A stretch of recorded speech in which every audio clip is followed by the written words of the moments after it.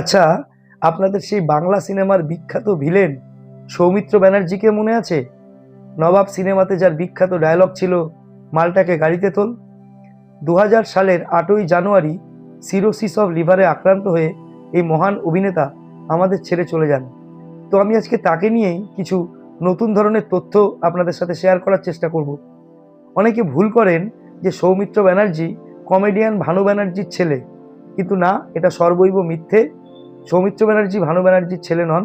ভানু ব্যানার্জির ছেলের নাম গৌতম ব্যানার্জি, কিন্তু এই সৌমিত্র ব্যানার্জির ডাকনাম কিন্তু নানু ব্যানার্জি। ওনার বেশ কতগুলো বিখ্যাত সিনেমা আছে, আপনারা সকলেই জানেন।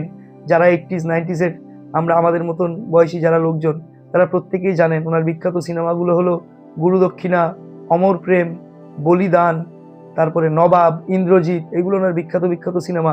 আর একটা সিনেমা ছিল যে সিনেমাতে উনি ভিলেনের অভিনয় করেননি, সেটাও বিরাট বিরাট হিট হয়েছিল। বিখ্যাত বিখ্যাত গান আছে সেই সিনেমাটা হচ্ছে ত্রয়ী।